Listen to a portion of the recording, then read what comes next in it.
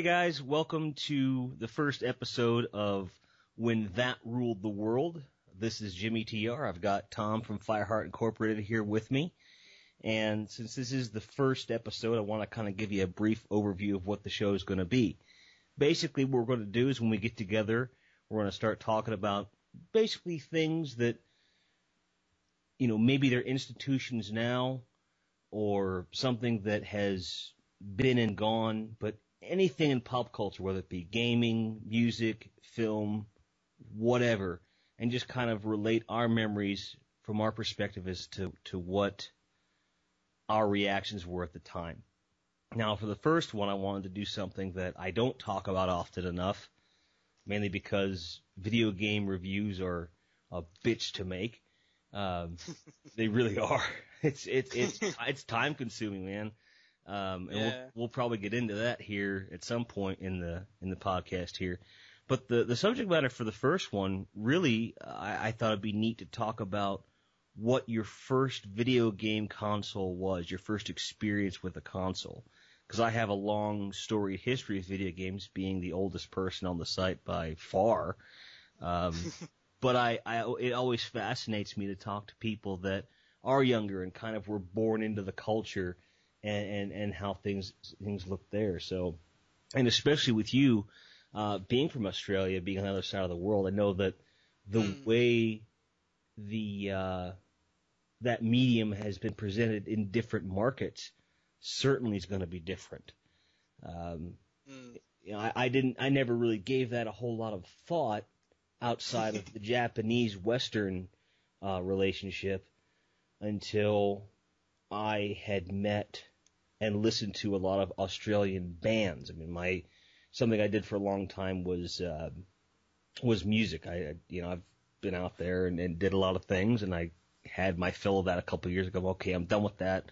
Move on with the rest of my life. But Australians, for those of you that don't know, take everything that the UK or the US does, compress it down to its most basic level, and then hypercharge it. And you've got the Australian, you've basically got the Australian version of that kind of culture. So I'm kind of curious. Much. Pretty much. Yeah. So I guess I'll let you start because I've already spoken way too much. Tom, what was your first video game console? Your first foray into video gaming? Funnily enough, despite the fact that I was born in 1990, the first console I can remember playing was it the Atari 2600 or something like that? Mm-hmm. Yeah.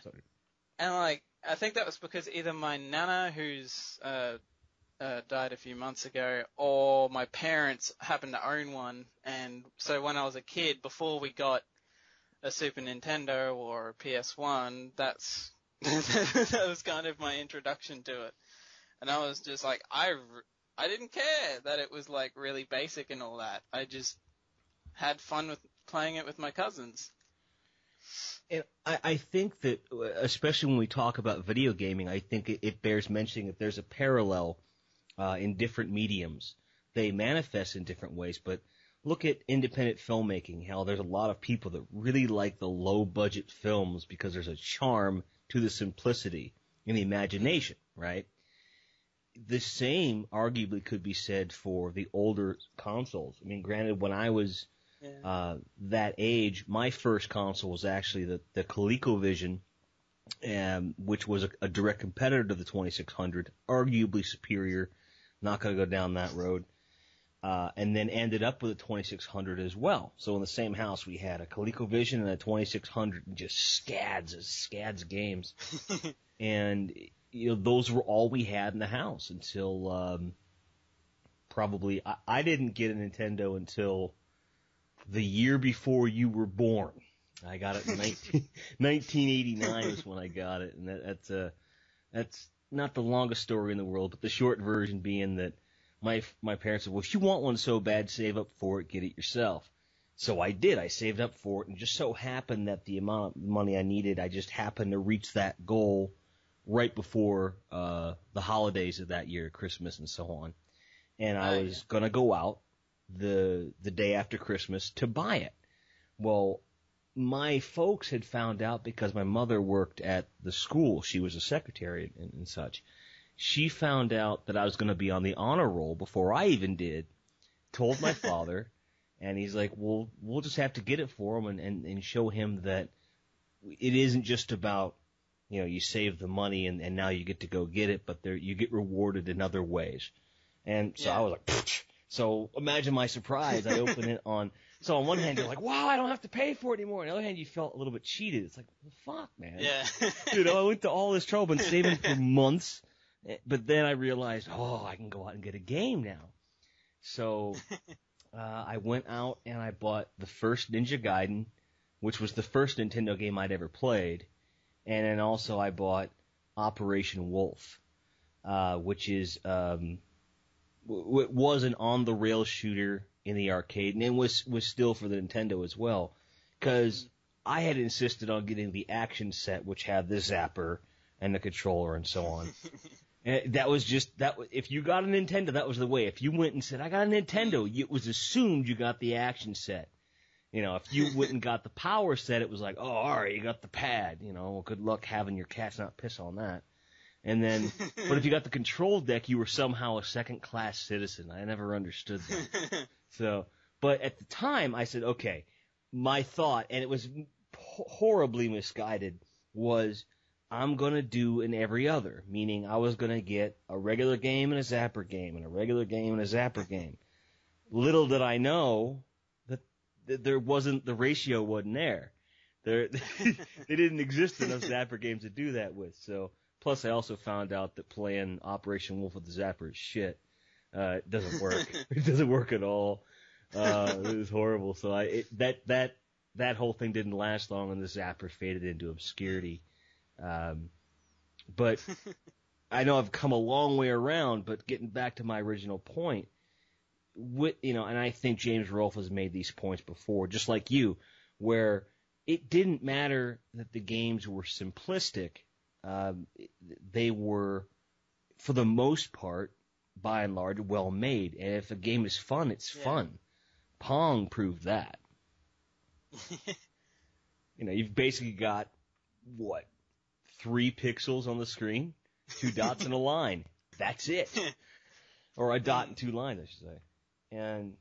And I guess, now that I think about it, ColecoVision was not my first video game. My parents actually had, and I hope they still have it. I doubt they do. Well, my mother, my father passed about a little over 10 years ago. But they had a Pong console built into a television. Okay. It was black and white, and you had close to a dozen variations of Pong, all of which were analog switches on the side, where you just picked which variation you got. And then the controllers were hardwired into the TV. And it was maybe a 10, not more than 13-inch television, heavier than a cinder block, But it worked, and we had it as long as I could remember. Now, as whether or not it's still sitting in my mother's basement or not, I could not tell you. But I bet you that son of a bitch still works. So... you said your first was an Atari 2600. That was your first memory. What were some of the games that you were drawn to? Were you one of those kids who were just into Pac-Man and Donkey Kong, or was there a game that was just way out of left field? I'm actually trying to remember the games that were on it, to be honest. I can remember far back enough that I had one, that we had one because I went looking, because there's a chain of stores in Australia now called Game Traders, and they go back that far as the games that they'll allow to trade in, and consoles and that. So they actually sell games back that far, and it sort of sparked my memory, like, wait a minute, right? We used to have one of these. Yeah, and it's one of those things where over the last couple of years I've gotten into them a lot more than I was maybe even when I was that age. Obviously you can't see it, but I'm staring at my wall, and I've got pretty much every generation of console represented here. And I've got a little tiny row of Atari games, and I have a 2600, the Junior. Now the Junior came out in 85, 86, somewhere in that line. And it was designed to compete directly with the Nintendo because they figured they had way more brand recognition even at the time, and the games were still easily accessible. I mean, even then, you could get Atari games for $1 or $2 a piece. Never mind, by the time I got a Nintendo in '89, you could go to like a Sears outlet. Sears is a huge, Sears Roebuck, huge store out here. And they had an outlet near where I lived. You could literally pick up 10 for $1, brand new in box. It was sick. Because they were just trying to get rid of them. It was so many of them. And it was just, all it was like anything else that you see nowadays, where they just took all the technology, condensed it, and put it into a sleeker, slicker looking machine. Here's the thing. My 2600 Junior, everything works except the reset button. Which, if you remember anything about the 2600, that was how you started the games. So I can't start none of them because it doesn't work. Now, the part to replace it is just a little piece of foil, basically, and you just slip it in between two switches, and that's that, and it's like a $5 part. And for some reason, my lazy American ass just hasn't gotten it. Because I'm scared to spend the money, wait for it, hop it in there, and then find out that's not it. You know, I'd rather look at getting another $15 one, which is just, why would you do that? But yeah, I've got that, and I've even got the remote control Atari controllers. Picked those up for, I think the whole set was $15, a brand new. They were never played, and they work beautifully. They and here's the funny part: they work on radio signals just like the Xbox 360 controllers. Only difference being there's no frequency switching and that sort of thing. So the Atari 2600 was your first. What was the next one? What would you say the first console was that not only you remember, but this was like, I have to have this. I need to, what was the first one you got into?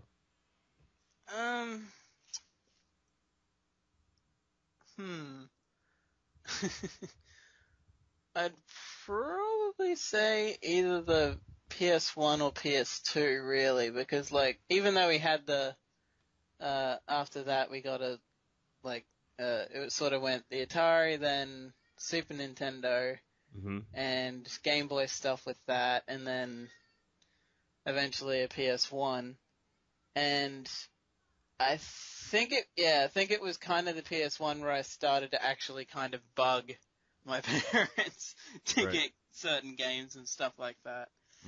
And then that's a kind of funny thing. With the Super Nintendo, we only had like a handful of games. We had Donkey Kong Country 2, and I used to remember renting the first one. Super Mario All-Stars or something, which was like a bunch of the old games Right. Well, yeah, that was and stuff. Yeah, that was what they did. They packaged SMB 1, 2, 3, and then what they did is they actually upgraded all the graphics and sound to the 16-bit era. Then you also had the original second Mario Brothers from Japan, but they called it the Lost Levels here in America. Yeah. And later they packaged it again with Super Mario World all on the same cart. So you had everything up to that point on one cart, which is that's harder to come by, but I don't see the point because you can get, for what they charge for that one cart, you can get a Mario World and an All-Star. Like those in America, those are the two easiest carts to get: Mario World, Mario All-Stars, because those were packaged in with systems. I think that was mainly what we had, was those two, and then I think at one point we did get the original Mario Kart, but either we gave it to someone else and they lost it, or just we generally lost it and haven't found it yet. And after a while, I think it technically still works. It's just that it used to, even when we were kids, it used to freeze a bit, and some of the cords got chewed through either by us for some reason or whatever. And we've been thinking like lately to see if we can try and track one down and buy one, but because the funny thing was, I think the Super Nintendo is the only console my mum has ever played, really. Mm-hmm. And she's probably played the Atari 2600, but she's like a huge Mario fan, so she absolutely loved playing the Mario games. They were like the only proper console games that she'd actually bother playing. Mm-hmm. Yeah, with the ColecoVision being, that was the system that was the last system that my family, we all played at one point or another. That was like the first one the family got. We all played it, you know, because my parents, you figure, by the time it came out, they were late 30s, I guess. Mm. So not much older than I am now. So they were, and you know, so compare that. If you think about, you know, terms of years, let's say this would have been the equivalent of me buying the next generation of system. Okay. Yeah. So everyone had a game that they dug. Dad's thing was, pretty sure he liked Donkey Kong. Everyone liked Donkey Kong. Fine. But Mom was into Ladybug. Ladybug was, at first glance, a Pac-Man knockoff, but the gameplay was far more complex and the maps were a lot more varied. And my mom could sit there for just fucking hours and hours and play through this game. She was so fucking good at it. And I just I played pretty much everything. There was one game in particular, though, Smurfs, something about Gargamel's Castle or something. And all it is, like, I would say that over 40% of the game is walking through blank screens with nothing on them. Like, nothing happens. And then you come to a screen that all it has is a picket fence. You're like, fuck, I can handle this. This is fine. Then you jump and you miss it, and the Smurf gets impaled on the fence.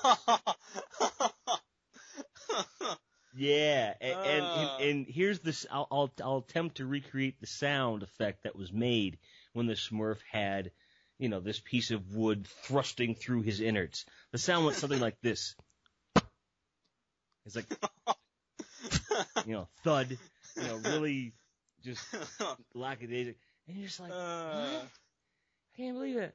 You know, and it just, you know, and of course you had, just like with all those of that era, it was all space shooters. You know, you had Zaxxon, Buck Rogers, which was really good, and, you know, Cosmic Avengers, stuff like that. But like space was the thing. And then when I got to Nintendo, it got to that realm where I was starting to get really good at games, and my dad hated playing games with me because I always beat him. I was an unfair little prick, and so we stopped playing games, and then it became something to do with my friends. And I found it really interesting that you talked about, okay, we had a Super Nintendo, and those are some of your first memories. 16-bit era was the one generation that I skipped. I skipped it because I went from NES, and then somewhere between NES and Super Nintendo, that's when I started playing music. So the video game stuff I wasn't spending money on. I began spending my money on the musical equipment. Mm. And then I got all that there, and then it was just a matter of practicing and doing band stuff. But by then, PS1 was just coming out. Like, I was like launch week, more or less. And I found myself in a Toys R Us at 10:30 at night, buying all kinds of stuff. This is back when they had the big game boxes, which are, you know, bigger than your head. And those were unruly. And then the jewel cases came out a couple months later. I'm like, motherfucker, none of them match now, you know. And I remember wishing there was some kind of an exchange program where you could get, you know, the jewel cases instead of the long boxes and stuff. Which is funny. It all comes full circle now because I do have a small business called Budget Game Cases, where I do Nintendo cases, SNES cases, N64, and PS1, PS2. Well, with the PS1, you get the covers that look like the PS2 covers, except it just says PlayStation on it, and then you modify the artwork. So now everything's congruent, everything matches. My OCD has finally been fulfilled. So, but with the PS1, I mean, if that was the one that you were really bugging them for, like what? And again, this is years ago. What was it about it? Was it just it was the new thing and you were a typical kid like that, or was there a killer app game? Because I remember when it came out, there wasn't a lot of games where like, oh, this is the killer app, you know. And they didn't even use that term back then either, you know. But what was it? I think it might have just been that I think I had friends that had one or like relatives that had one, and I'd played it over there, and I was like, oh my god, I need one of this generation consoles. And I think at the time they were just like, well, bugger it, we got Nintendo last time, we'll switch to Sony this time. Right. And I finally bugged him into getting it, and then, or at least that seemed to be the thing, is I think every time we got a new console, it was, when I was a kid, it was we'd get a present that's marked as being from my parents, one that's marked from Santa, and then one that's for all four of us, because I've got 3 older sisters. And I think every time it was something like that and a new console came out, it was usually, or at least, we never got an N64, but I had cousins that had them anyway, so I was like, right. Like, I wanted one, but at the same time, I was like, no, and my parents were like, no, you already have that one, you already have the PlayStation. Right. Which, that's a funny thing, it was only really called the PlayStation until they brought out those smaller versions of it, when they started calling it PS1, and they spelt out 1 instead of putting just the number there. That's an excellent point. When I remember all the ads, PlayStation, you know, it's like this whole thing. And it was, you know, I had the PlayStation 1 for a long time, and, you know, because I got an original one, and then I, through series of moves and mishaps, lost the console because I left it at a buddy's house, and then, you know, we don't talk anymore kind of thing. Yeah. And then joined the service here in the States, and then while I was down there, a buddy of mine, he and his then girlfriend, now wife, now they're divorced, they each had a PlayStation. They had gotten married, and they're like, we only need one. Do you want this one? Yeah, of course. So I snagged it, and much to the chagrin of my now ex-wife. It's funny how there's a lot of ex-wives in this story. You know, I snagged it and played it often. And the games of choice were the first Spider-Man game and Tecmo's Deception. Now, I don't even know if you guys had that game in Australia. I don't think so. Or if we did, it wasn't advertised a lot, or it either went pretty quickly or it was in, like, limited supply or something. Well, it was in limited supply in all markets except for Japan, and here's why. The sole purpose of the game is to find and resurrect Satan. And how you do this is through setting a series of traps in your castle, and you lure people to your castle, and you kill them with the traps. And then that feeds Satan's spirit. And then, the U.S. didn't take to that none too well. Yeah. And I actually remember with the PS1, for ages, all we had was the Demo 3 disc that came with it, and that pretty much got me addicted to Tekken, and from then I was just like, I need these games. Tekken 2 in the arcade was what got me wanting a PlayStation. Because Tekken 2 had just come out. I actually bought Tekken 2 off a friend once. I was going to buy 2 and 3 because I had the money at the time, and he was selling them and was offering them around, and I happened to, he was offering 2 and 3, but my mum was like, no, you can only have 1. So I got 2 instead of 3. And I was like, it's a bit clunky, but this is pretty good. And I think that was technically the first Tekken game that I owned, and then I still haven't got 3 yet, but with that Game Trader store, I can technically, if I find it, or if another store in Australia has it, I can order it in. And then I went to like 4, 5, and 6, which I've all got, and haven't got the either of the tag tournament games, but I want to get both of those as well. I would right, because you're gonna be a completist. Now, I would say that if it came down to, if you're in the store and you're like, I can either have Tekken Tag Tournament or I can have Tekken 3, I would easily go for Tekken Tag Tournament because they're pretty much the same game in terms of play, except Tag Tournament's got more features. It's a bit faster. Obviously, it's a PS2 game, etc. Yeah. The first Tekken PS2 game. Right. Absolutely, it was. And playing Tekken 2 in the arcade, I mean, oh my god, I was sinking so many cores into that fucking thing, and you get through it to a certain point, and you're like, it's great.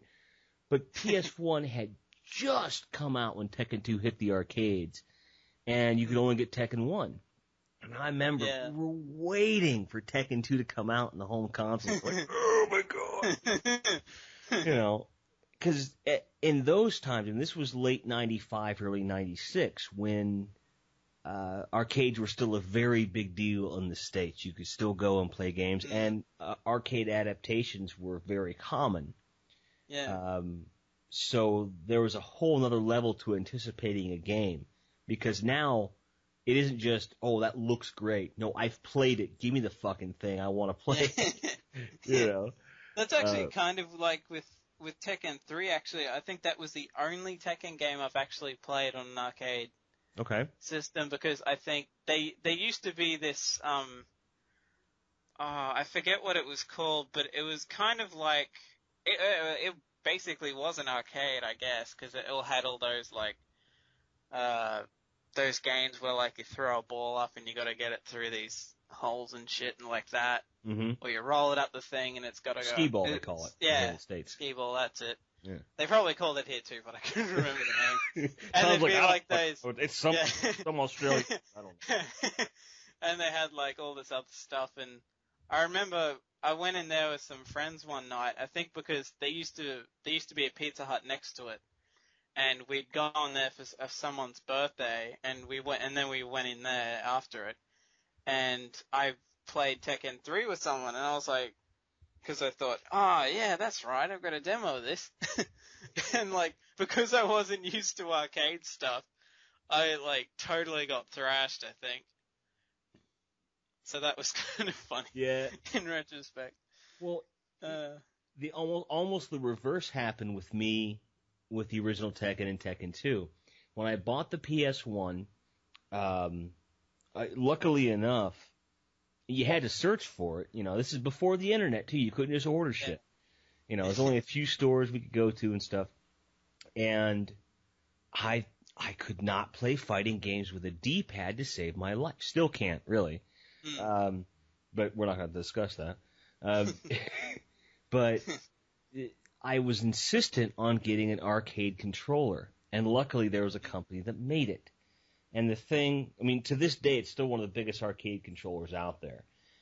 It's, those ones that you can get for the computer that are about 1.5 foot wide and about 4 inches thick. They're like full arcade guts. Almost that big. But for PlayStation, you've got all your buttons across the face. So that makes 8 buttons in all. You've got the 4 core buttons and on either side the L1, R1. And what I would do is kind of cheating. I'd program the shoulder buttons for button combos.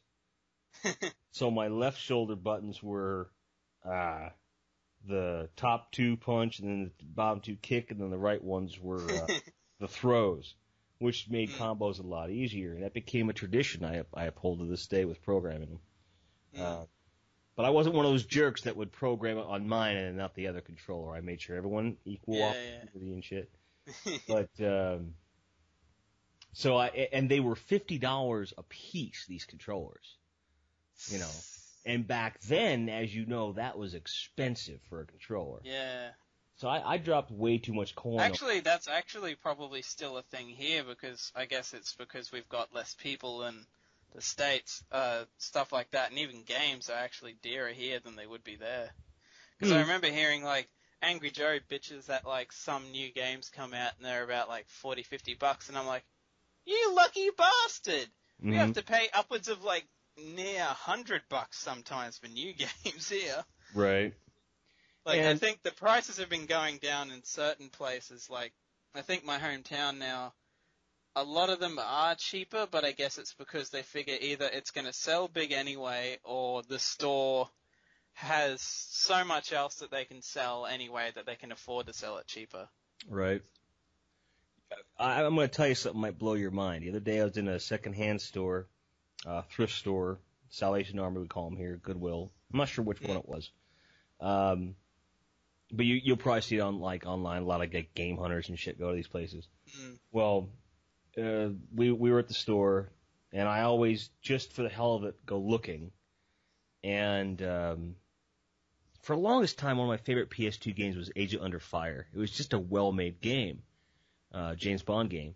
And somewhere along the line, I got rid of my copy. I don't remember how or why, but I haven't had a copy of it in years. And it's one of those ones it's easy to pick up, play, put down. And online, it's commanding, $10, $12 to this day. And I was like, man, really? You gotta be kidding me. Happened to see a copy of it right there. And the big chain here is GameStop. I'm sure you've heard of. You've probably seen the advertisements on the videos.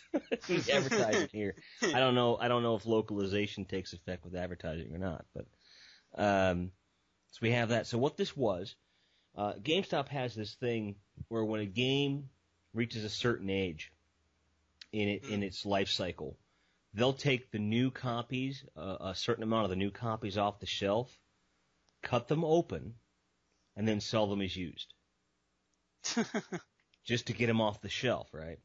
So this is one of those copies where it was new. The cellophane was gone, but the sticker was still on it and just had a razor mark down the edge. It had never been opened. Yeah. And it was marked for sale $5 for GameStop, and then Goodwill had it marked for $2.50. I was like, I'm getting this. Not a scratch on it. The instruction booklet had never been opened. I was like, nice. Now, it's a fairly common game, but it's still kind of like, woohoo, Yeah. I actually remember, last year I was really obsessed with trying to find some sort of way to play Luigi's Mansion for the GameCube, because I'd had a booklet for it that I just bought for the hell of it, that was like a 4-in-1 GameCube walkthrough thing. Mm-hmm. That had like Super Smash Bros. Melee, Luigi's Mansion, 2 other ones. I think the other one was like Pikmin, and the other was like some jet ski racing thing. Okay. And I was like, oh, I really like, because I hadn't got it as a kid, because I guess I just I think with the PS2, I think it might have been, I was actually bugging my dad a lot about the GameCube. So he was like, no, instead you're getting that, the PS2. And, or at least, it was for all of us, but I've basically, at this point it seems to basically be mine now. And then one day when I was sick in high school, because my parents saw it going for so cheap, like under $100, they decided to finally get me a GameCube. And like, one game I think at the time, and last year I noticed that I basically found out about that Game Traders store when I was looking for jobs, and went to their site, checked through all the stuff they had. One store and turned out to have Luigi's Mansion. I was like, oh shit, I gotta get this. So when the store opened in my hometown, I got my mum to go in and order it for me, and then that was my Christmas present. Right on. So and I was like, yes, finally get to play this thing. Now in in Australia, you guys have PAL format, right? Yeah. I have a disc here I'm probably never going to use because I originally got it as part of a bundle I'd gotten off of a lot of games on eBay, and I was like, it's called Freeloader. What it is it allows you on an NTSC to play PAL and Japanese games just by virtue of software. It's a soft mod, and it's perfectly legal.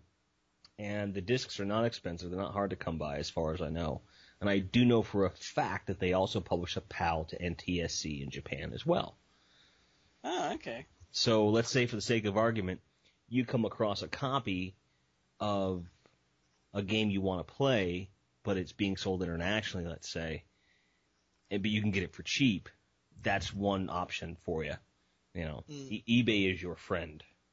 It really is. Sometimes. It's funny, though. Basically, I've gone back through demos and stuff of games and all this other thing and gone, you know what? When I finally do get a job, because I've been trying, but I haven't been able to get one yet. Mm-hmm. When I finally do, most of the money that I make will probably, aside from paying board to my parents, will probably go towards trying to get games that I wanted to play for, the older consoles, but I just wasn't able to because my parents couldn't afford it, or I didn't have the money for it myself. Pocket money and stuff. Mm-hmm. Because, there's, Super Mario Sunshine. I remember seeing that one day, and I was like, oh, God, I need this, damn it. But then though I seem to have the same thing with anime as well sometimes. I'll see one that I know I'm probably not going to see anywhere else, so I'll grab it. Because I happen to have the money, or I can convince my mum to give me the money for it. Right. But with games, it's I'll go through. I think at one point I actually made a list of games that I remember either borrowing off sisters' boyfriends or cousins or whoever, or friends or whatever, and just going, okay, I want this one. There was actually a game called Dark Cloud, which I actually really used to enjoy, but knew crap all about, because I only knew it existed because I had a demo of it. And I finally found it recently. I was like, oh God, I'm gonna get this damn thing. I don't even really know. In a way, it seems like it could be a bit of trying to cash in on Legend of Zelda or something. Mm-hmm. But yeah, I think it was the story is that some mystical Majin Buu looking thing is summoned by some guy and ends up devouring this entire little town or something, and the main character has to go through, find all these giant sort of seed things that contain parts of the town, like people, villages, streams, trees, and you can rebuild, as you get it, you can rebuild the entire city town however you want. So it's like a morbid version of SimCity. Sort of, yeah. It's like a fantasy Zelda kind of version of SimCity. Huh. And I think that everyone has that one game that's got a quirky gameplay aspect to it that they just latch onto, and you're the only person that that played that game. For the longest time, Deception was that for me, and that was even introduced to me through a friend, and she and I are just both about the series. I have all of them now, and I've only played 3 of the 4. I'm almost scared to put number 3 in, because I'm once I do that, it's over and there's no more. And because they're not making any more, they have no plans. They're just not doing it.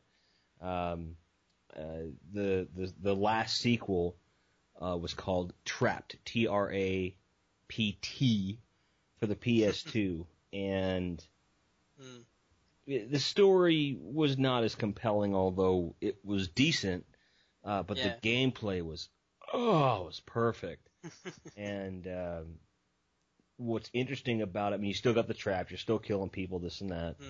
But what's really cool about it is that this game encourages you to play through over and over, because each time you start over with all your traps. And it takes a good 6 or 7 playthroughs before you get everything. And even after the first playthrough, depending upon what traps you've built up, because it's got those RPG elements and stuff, you can kill in one hit. You're like, that wasn't any fun. I wanted to do a combo, goddammit, and things like that. And it's just something that you'll sit there and just play for hours. And also, you had mentioned that when you have more income, you're going to be getting older games. I think that's a good place to be in. To be behind by 6 months to 6 years, is a pretty good thing. Yeah. I can't justify buying new games. There's no point in it, especially in today's market, because the thing's going to drop 20 to 40% in the first 6 months most of the time. Yeah, with most of the newer games I've been getting, unless I desperately want it and can convince, either have been given money by my parents generally or whatever, or I happen to have it, or I usually hold off a couple of months, see the reactions of it, see if, general opinions of it and whatever. Mm-hmm. And if I still really want it, then I'll get it, after the price has gone down. I think one of the only games I really bought, I think with, Arkham Asylum, that's a good example. I got that close to a year, I think, after it came out. Mm-hmm. Finally, when I finally went, hey, what's this game? Because I knew it kind of existed because I'd heard people, raving about it. Mm-hmm. So by the time I finally got it, the Game of the Year edition was what I got. Mm-hmm. And even with Assassin's Creed, I think I got that purely after playing it at a friend's house, and because his brother owned it, and the copy I actually have 2 copies of it now, because the first one kind of stuffed up at one point, so I couldn't really get too far into the game. So my mum bought me another copy purely out of that.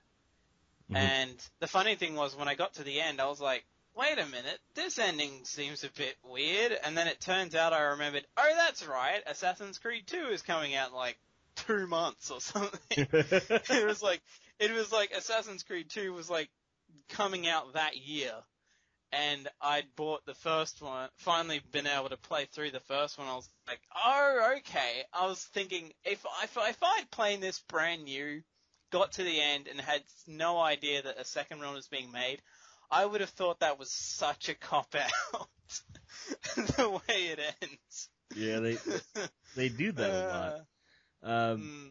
It's funny. I had the exact same thing with Arkham Asylum. Now, I have a stack of current gen games, and I do mean a stack, that what the term I use is, well, I'm playing them. No, I'm not. I'll get halfway through and I'll move on to something else, because the whole thing is, even if I'm only spending $10, $15 on a game, I still am I'm such a tightwad with my money. I want to get every last ounce of enjoyment. Yeah. Transformers, the War for Cybertron, good example. I wore the multiplayer demo out, and I finally got it right around the same time I got Arkham Asylum, which would have been about a year ago, and I'm almost done with it. And one of these days I'm going to finish it, because now War for Cybertron's out. It's been out for a couple months. It is awesome, from what I'm told, and I'm going to have to eventually move on. But then you have games that don't seem like they're going to see a sequel. And in those cases, I milk them. Like Mirror's Edge, I milk that game. I finished it, but I still milk it. I think it's funny because there's actually a few games where I think for PS2 games, there's probably only 1 or 2, I think, that I still haven't entirely got through. Or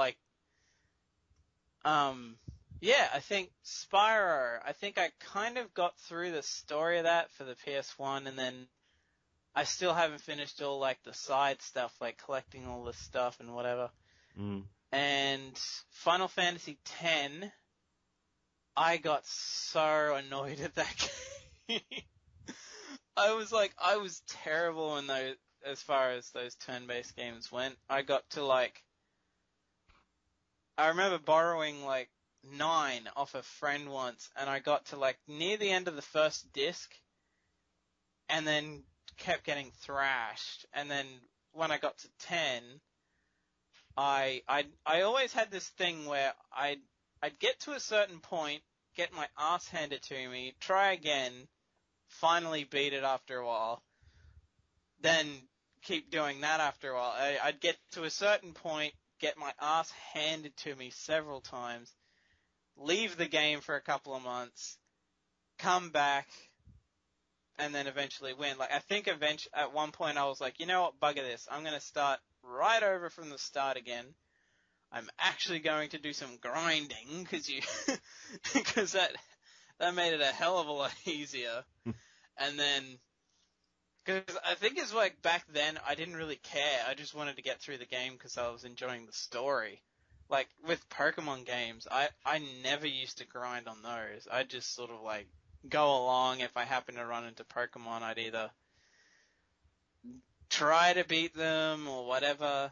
And that's the funny thing with Pokemon. I think the first one of those that I actually owned was Pokemon Silver, which was one of the 2 first Game Boy Color games. Oh, well, one of the 3 only Game Boy Color games, I think. Mm-hmm.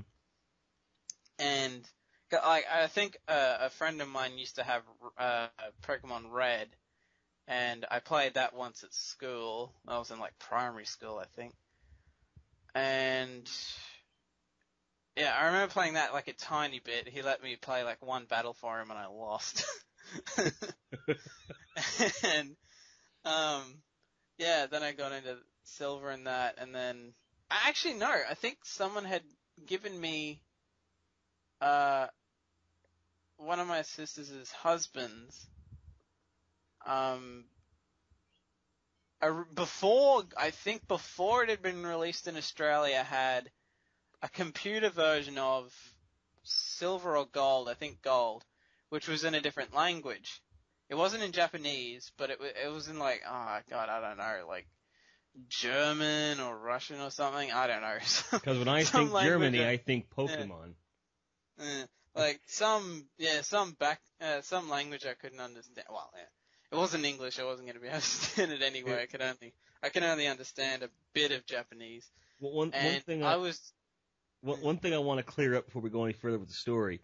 You said one of your sister's husbands. Now I want to make sure that we're talking about one of your sisters that happened to have a husband, or one of your sisters that had multiple husbands. Which is it? My eldest sister's husband, I guess, is the way. Okay. Because the phrasing, I was like, yeah. I have to say something. Oh, yeah. After I said that, I was like, that sounds a bit weird. No, and I'm not implying that she has had in the past multiple husbands, as in 1x, 2, she's had multiple boyfriends. I'm talking more of the Mormons with polygamy and all that. That was, for those of you not following along, that was the joke. Moving on. I remember having that, and I was like, what the frigate? I had no idea what the hell I was doing, I don't think.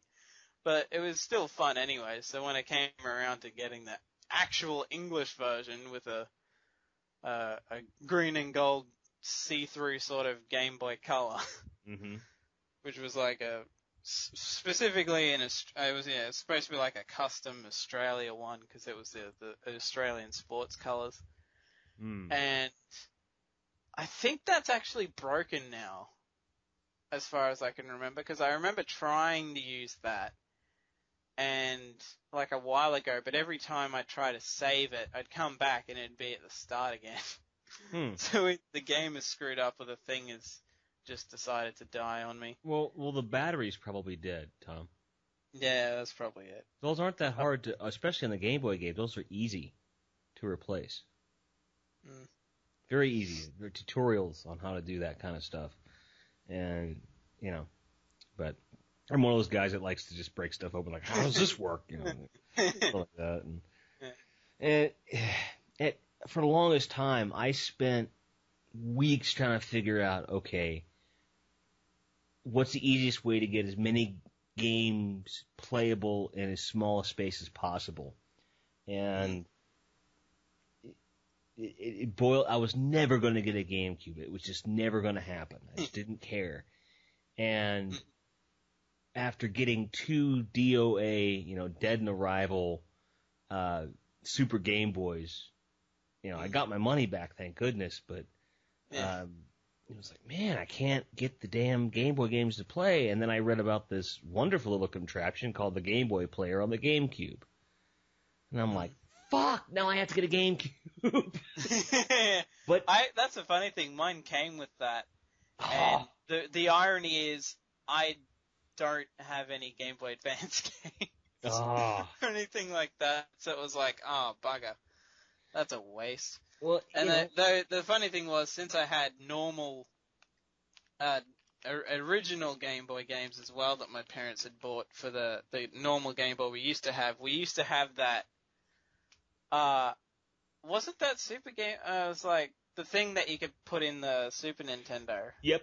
It was like, the Super Game Boy or whatever it was. Yeah, like we had that, so that was kind of fun playing those on a TV, and you could mess with the colors and that, and color the screen all black so you can't see anything. Right. That was always fun. And the Game Boy Player is a lot easier with all that stuff too. I will say that was a good investment, even if it is just for the Game Boy games. For the most part, I've got a few GameCube games. I've got the first 2 Metroid Prime games. I've got Resident Evil 0 and Resident Evil for GameCube. And the only GameCube game worth having, in my opinion, if you have no other game, Godzilla Destroy All Monsters. Gotta have it. It was one of my first original Xbox games, Destroy All Monsters Melee. And I was gonna get it again, but it's one of these games that for some reason in the States, it's just so hard to come by. People charge way too much for it. The GameCube version, on the other hand, is very easy to find and quite inexpensive. And since I already had a GameCube, I was like, well, I guess I'm going to be getting it for that system. Screw it. And I've noticed actually in Australia, at least with Game Traders, the price of an older console game seem to go by availability. If it's harder to get, it's actually usually more expensive. Not like extremely expensive, but I went in there the other day and got because I wanted to get I got my mum to order Assassin's Creed 3 for my birthday, and which is like next Monday, and I wanted to buy Assassin's Creed Revelations because I hadn't got that one yet. And I was like, oh crap, 3's coming out, and I haven't got Revelations yet. So I'm playing through that, and I looked at all the PS2 games they had, and a lot of them were now under $20. Like, a lot of so as far as I'm concerned, that's sort of how that goes by. I'm thinking, okay, they're obviously pretty much all pre-owned, unless there's some that they could find that were brand new somewhere. right. So that's pretty much my guess, is that the ones that you could probably find fairly easily, they probably keep cheap because it's like, well, we can probably get rid of these fairly easily. Right. And that's or it's the other way around, where it's probably the ones that are with Luigi's Mansion, I think that was like it was only, I think originally technically it was 40, but it was an extra 20 to ship it up to Mackay, to my hometown. okay. From where it was. Wait, So in country? Yeah. They want to charge you $20 Australian to ship it in country? I think so. That's Or ridiculous. at least, then again, it might have been 50 and then pushed up to 60. I forget. Still, that's Or okay. Maybe it's market or whatever, but yeah, probably. and maybe it's just the way that particular chain of stores operates. But GameStop here, what they do, they have an online shop. They have their warehouse, right? And if you order from the website, you can have it shipped to your home for, regular Well, shipping fees. yeah, I think that's what it was, because we didn't do it directly. I think it actually would have been cheaper if I'd done it directly, but because the store was there, we thought, well, this way we can be notified when it's in town, so Right. did it But- that way instead. Right, but they only charge for the home delivery. If you have it shipped to a store, it doesn't cost you anything. For some reason, inter-store shipments don't cost you anything. Probably because they're moving stuff all the time. Yeah. That'd be my guess. And there was a story here in the States where this company now, for the longest time, was the place to be for all generations of games. And only in the last 5 years did they stop selling anything prior to PS2 and Xbox original games. You can't even get there hardly anymore. But now they're going to start selling the old stuff again, because they still had stuff in the warehouse and stuff. If you look at the best example I can think of something you've probably seen is Angry Video Game Nerd's original review for Dr. Jekyll and Mr. Hyde. Remember how he talks about, I can't believe someone paid 99 cents for this piece of shit, da-da-da-da-da. Well, that price tag, that is in the States, it's extremely recognizable as a GameStop label. Like, there's no question that's their printer, and that's where it was purchased. And, and now they're getting back into it. There's this huge uproar in the retro gaming community of, they're going to be price gouging, they're going to ruin the market, and all this shit. Like, shut up. It's one more place to get them. There's actually the thing that I've liked about this, about Game Traders opening up and whatever, is the fact that now there is a way for me to find, at least try to, even if I can't actually find certain ones that I'm looking for, go back through and see if I can, because with some PS1 games, I think, like Ape Escape, I used to fucking love that game. Looking back on it, the audio was like really kind of, because the funny thing is, I didn't even know that there was two dubs of that. There's the PAL dub, which is like UK voices, and then there's the American dub. And I'm like, really? Why is there two different voice tracks? Because I remember looking on YouTube for like cutscenes and that, and the voices were different, and I was like, wait a second. Why the hell would they bother to do that? I mean, I've heard of localization, but that's ridiculous. Yeah.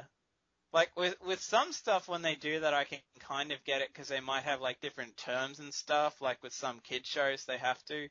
Right. If they have certain stuff that it wouldn't make sense to certain markets or whatever. But with this, I was like, this is supposed to be, one, based in Japan, and two, like, also just generally fantasy stuff anyway. Why the hell are there two dubs of this? I mean, can you imagine like a similar game being released in the UK, but one dub is Cockney, another one is South Wales, and one's Irish, Ireland, and then the special edition Scottish. The funny thing is, with Ape Escape, it went from the first game, they gave them all English sounding names like Spike and Buzz and all this crap, and then you go to the next one and they've got all with Ape Escape 2, they went back to all the original Japanese names. Well, that's not confusing. So that was like, wait a minute, what? Who's Kakeru? Who the fuck's that? Oh, it's apparently the guy from who you were playing in Ape Escape 1. Okay. I thought he was called Spike, whatever. Jeez. But yeah, I remember loving that game and just thinking, I should try and get this again, like getting my mum to go around, see if anywhere still sold PS1 games, let alone that one. And the funny thing with that game was, it was one of the first, I think it was one of the first PS1 games I played where you had to use the analog controllers. And that was kind of confusing sometimes, I think, at first. Because you'd go to use the normal arrows and stuff, and it's like, what? Why is nothing happening? Or like something would happen, but it would be like the camera changes or something. And it's like, what the hell's going on? Oh, right. You have to have analog controllers to actually play the game at all. So that was really annoying. Yeah, that can be, definitely. And I remember, I mean, for the longest time, very long time, up until about 2 years ago or so, 3 years ago would have been at least. All I had was an Xbox 360 and a PS2, but I hardly ever played the PS2, right? Yeah, And same. when you get used to the 360 and the way that the sticks are laid out, then you go back to a PS2 and you're like, man, these fucking things are right next to me. I can't play like this. You know, it's just like, you gotta be kidding me. Yeah, I've had that problem too. Ugh. It just doesn't feel right at all.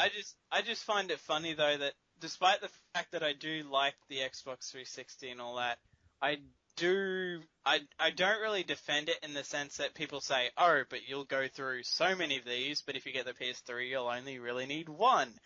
And I'm like, well, yes, I'm probably proof of that because I'm on my third 360. And I've still got my my family's original PS2. Well, with the technically with the 360 though, luckily, the first one we got for free as far as replacing. Mm-hmm. When we replaced the first one, it had the red ring of death and this specific error message. And they said if you report that and whatever and send it to them, with like nothing attached to it, just the console, Mm-hmm. they'll send you back a new one. And that one lasted for years. And then we accidentally dropped. I brought it on vacation with. We'd gone for a holiday down to the capital of our state, and on the way down, the bag that I had it in fell out of the car. Oh. And so it wouldn't work anymore. And my dad was toying with the idea of trying to fix it. But we got lucky in that we found one going for less than $300. This was like back in 2010, I think. Mm-hmm. We found one going for like $245 because it was one of the arcade ones, kind of. Like right. They had that, you'd get one Yep. with you'd get one with the HD thing or the hard drive already on it. And then you could get one without it, and it would come with this, like, a bunch of arcade games in it. And it was that one, and they were trying to get rid of it. So it worked out. And the game the funny thing was, technically came with two games. It came with the arcade thing, which had all those little mini games on it. Mm-hmm. And then it had a Sega All-Stars tennis thing. And for yonks, I didn't play it because I was like, I don't really give a shit. This is just a tennis game. Then I started playing it, and I actually got addicted to it for a while. Like, I was thinking, holy crap, I don't think I've ever really played iconic Sega-made game. Or, I probably have, but none that are featured in this. And I was like, holy hell! How is this so friggin' addicting? It's a friggin' tennis game. Yep, simplistic programming. You just, you make it flashy looking, but make the gameplay simple. 360s, though, I've got you beat. I went through 6 or 7 of them. But the thing is that all of them, I didn't pay a dime to repair them. Not a one. It just was a matter of time getting them. But the last probably 3 repairs all happened in the space of a year. And getting them shipped back, I don't know what it was, but it always happened that getting the fucking console back was such a pain. I would take the day off from work because I knew they were coming. And I didn't trust them to leave it. Yet, for some fucking reason, they'd miss. And then I'd call up the dispatch and say, hey, where's your guy? I want my fucking package. And I would go meet the guy at a gas station or something. and it was never door to door. It was never, hey, here's your system. Yeah. I always had to go meet the guy. And that was 3 repairs in a row, and the guy got to know me. That's how bad it was. Yeah. And then the last one that I had worked fairly well. It started occasionally freezing on me and stuff. And bring that to January of this year. It was right after Christmas here. And there was a special running where you could get something like $180 or something for your Xbox if you traded it in towards another system, whatever system you wanted. And then I had some other things to trade, and they also had the Xbox 360 S model, which is the most current, the best, no problems with it. And it was on sale for like $230. And I quick thought about it, did the math, and I think I might have spent $30 out of pocket. And I doubled my hard drive size. Didn't have to give up my old hard drive at all. Although they did let me. They said, here's bring this receipt back with your hard drive and we'll give you $20 credit. So it was all said and done. I think that's where the $30 figure comes in. And so I did. I took it home and transferred all the data and took the hard drive back, got my money. And I've had the same one, haven't had an issue with it. It's beautiful. The S is great. And the thing is, and this is something I always try to tell the younger gamers, yeah, Xboxes fail. They fail all the time, up until a certain chipset. We all know that. That's nothing new. It's not going to go away unless everyone magically gets themselves an S. But here's the thing. When they break, by and large, most of the time, Microsoft steps up and fixes it. It usually doesn't cost you a penny. Yeah. Try that with an old NES toaster. Nintendo would charge you almost as much as the console. They'd never comp you for shipping. Maybe Xbox has failed more now than NES's did back in the day, but if the NES went belly up on you, that was it. That's all for you. You gotta get a new one, period. Or, pay as much to get it, fixed. Yeah, I think with the other one, the second time we probably would have waited and then got it done for free, but then I think we just went, well, bugger it, this is here, might as well get it anyway. Well, and while we were still there, I scabbed some money off my mom. Like, I had money and then I scabbed a bit more off my mom. Mm-hmm. Because I realized if I had this specific amount, I'd be able to get this. So I got, this is back in like 2010 when it happened. I got Assassin's Creed 2 the first time. I got this, it's like a sort of cooling system that I can put on the back of the 360. Right. And it lets it run for longer, and like helps it cool down and stuff. At first, when I start it up, I'll hear this sort of really a loud, obnoxious noise because I think one of the fans isn't working right.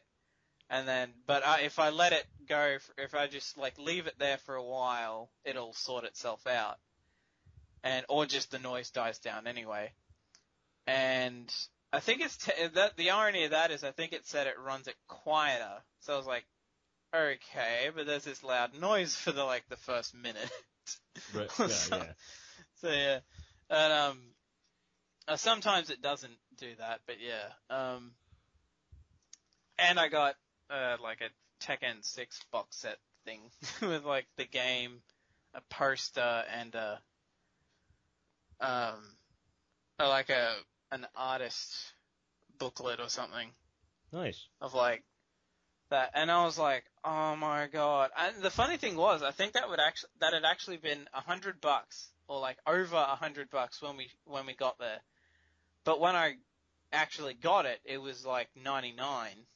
Huh. Because I think that store, the chain of stores is called JB Hi-Fi. They apparently have a thing in either certain stores or generally where every once a week they will cut prices on certain stuff if either it's been sitting there all week and no one's touched it or stuff like that. They'll just cut the price of it. Mm-hmm.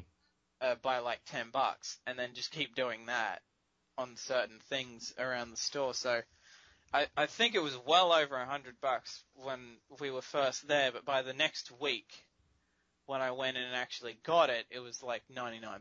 So that was like, holy hell. Nice. For all this. It's not bad. Not bad. And I will say, just for the record, the old model 360 versus the S, I mean, there was a couple dB difference, I can tell you. I keep all my stuff across the room, and I could hear the fan from 10 feet away during gameplay. And I have a big surround system. It's like, gee, really? Yeah. And with the S, I never hear it.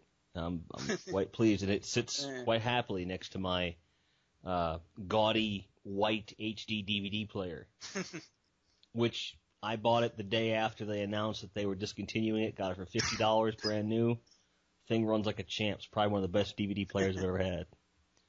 It's good stuff. My family's still got a VHS/DVD player. Hey, yeah. I still have a VHS. We still have. I was pretty sure we still have quite a few VHSs that still work, so that's pretty much why my dad went for that, because VHSs were kind of still a thing, I think, when he initially got it, or when they started coming out, obviously they were still a thing, so it's like, well, we'll get that, because that way we don't have to buy all these again on DVD until the VHSs stop working. Mm-hmm.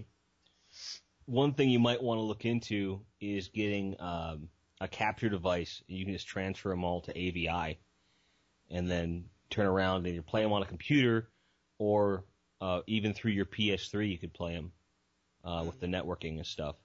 Because the tapes only last so long, and I've actually had to convert a bunch of stuff. Like the Vindicator review, I converted it to digital, obviously, for that. I mean, you're not gonna. How else was I gonna do it? And I noticed there's a lot of degradation on that tape, and that tape's older than you are. So, but that's the nature of, analog versus digital and that whole argument. But I think that's probably another podcast. And looking at our runtime, I think we should cap it about now. Because we're already well over an hour, even with edits. So I think we'll leave it sit there. So that was when consoles ruled our world for the first time. Any last words? I guess I'd say to either people my age or maybe even younger or whatever, if you haven't experienced some of the consoles that came before you, or just generally, hell, even when you were growing up, if you didn't bother with them, just give them a try if you know people that do, or some way of getting them, or something like that. Just give them a go. Absolutely. And really quickly on that note, there are plenty of people out there that manufacture USB controllers that are of really good quality. Like they'll convert old NES controllers to USB, which is a great way to go. There are also some of the more standard USB controllers that work quite well. Do your research, find one of those, and then get emulators. I do not advocate them for serious gameplay, but as a means of trying out these systems to see if it's worth doing more research and buying them, it's a good route to go. Absolutely. And I guess I could also give the same advice to people my age. If you're really tethered to that 7800 and your NES, you might want to give some of the newer stuff a try, because you may find yourself falling in love with video games all over again. So, for thatrule.com, I'm Jimmy TR. And you are Tom Fyrehart. And we'll see you next time, guys. Thanks for tuning in.